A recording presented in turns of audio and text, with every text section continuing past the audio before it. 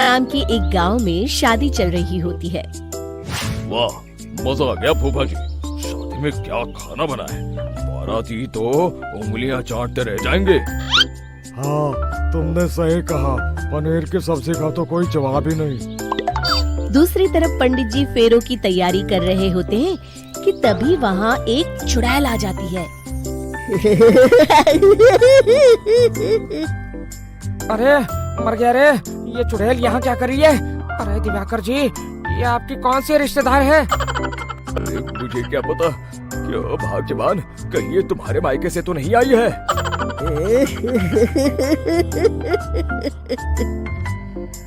तुम लोगों की इस गांव में बारात लाने की हिम्मत कैसे हुई?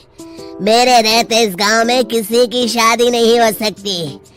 अब तुम लोग देखो मैं क्या करती हूँ। अरे मर गया रे, मैंने सुना है ये जबान की पक्की है। भागो रे भागो, वरना ये चुड़ैल किसी को नहीं छोड़ेगी। हाँ, तुम सही कहते हो मोहन भाई। यहाँ से भाग लेने में ही हम सबकी भलाई है।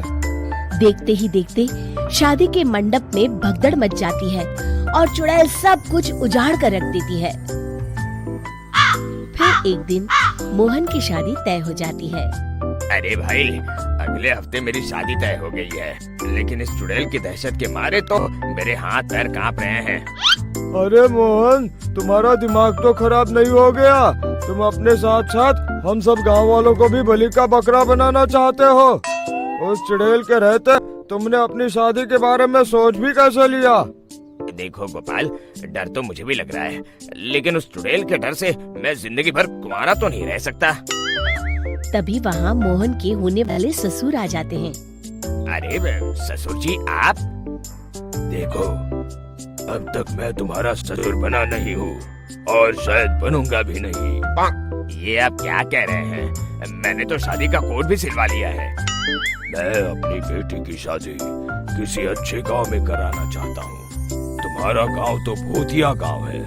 मैं तो क्या, अब तो कोई भी अपनी लड़की इस गांव वालों को नहीं देगा। इस तरह चुड़ैल के डर से उस गांव में किसी की भी शादी नहीं हो पाती। फिर एक दिन गांव के जमींदार अपनी बेटी की शादी करने का विचार करते हैं, लेकिन चुड़ैल के डर से उनकी भी हिम्मत जवाब दे देती है। अगर मेरी बेटी की शादी तय समय से नहीं हुई तो मेरी नाक कट जाएगी। मुझे कुछ करना ही होगा। एक सलाहकार के कहने पर जमींदार काशी से एक बहुत ही नामी तांत्रिक को अपने घर बुलवाते हैं, जो भूत चुड़ैल को पकड़ने में माहिर माना जाता था। जमींदार साहब, आप चिंता मत करिए। इस गांव की सीमा में प्रवेश करते ही मुझे उस चुड़ैल के बारे में सब पता चल गया था। आप उसे जल्दी से जल्दी कैद कर लीजिए ताकि मैं अपनी बेटी की शादी कर सकूं। जब वो चुड़ैल एक इंसान थी, तब ठीक उसकी शादी करने वाले दिन ही उसकी और उसके होने वाले पति की एक दुर्घटना में मौत हो गई थी। उसका होने वाला पति आज भी भूत बनकर जंगल में भटकता है। इसलिए जब तक चुड़ैल की शादी नहीं हो जाएगी, वो किसी और की भी शादी नहीं होने देगी। ये आप क्या कह रहे हैं? अगर वो भूत भी हमारे गांव में आ गया तब हमारा क्या होगा? ये आदमी बीच में बहुत बोलता है, इसे बाहर निकालो। उसके बाद तांत्रिक बताते हैं कि अगर उस भूत के साथ चुड़ैल की शादी करा दी जाए तो वो चुड़ैल हमेशा हमेशा के लिए उस गांव को छोड़कर चली जाएगी। जमींदार साहब, आप अपनी बेटी की शादी की तैयारी शुरू कर दीजिए। मैं कुछ गांव वालों को अपने साथ लेकर उस भूत को ढूंढने जंगल की ओर जाता हूँ। इस तरह जमींदार निश्चित होकर अपनी बेटी की शादी करवाने लगते हैं, लेकिन तभी वहाँ चुड़ैल आ जाती है। मैंने तुम गांव वालों को समझाया था ना कि इस गांव में कभी कोई शादी नहीं करेगा। लगता है तुम लोग मुझे हल्के में ले रहे हो। चुड़ैल जमींदार की बेटी को उठा लेती है।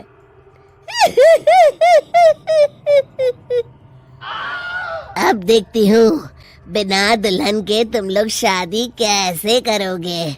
मैं इसे अपने साथ ले जा रही हूँ। छोड़ मुझे, पिताजी, मुझे बचाइए। अरे कोई मेरी बेटी को बचाओ। तभी तांत्रिक उस भूत को लेकर वहां पहुंचता है। अरे भाग्यवान, रुको, इन मासूमों को परेशान मत करो, मैं आ गया हूँ, अब तुम मेरे साथ चलो। चुड़ैल बहुत खुश हो जाती है। आप आ गए, चलिए अब हम मंदिर में चलकर शादी कर लेते हैं। अरे अरे अरे अरे, ये क्या कह रही हो? मंदिर में जाके दोबारा मरना है क्या? चलो, आज से हम जंगल में रहेंगे। चुड़ैल चली गई, अब मेरी शादी हो जाएगी। इस तरह सभी गांव वाले खुशी से झूमने लगते हैं।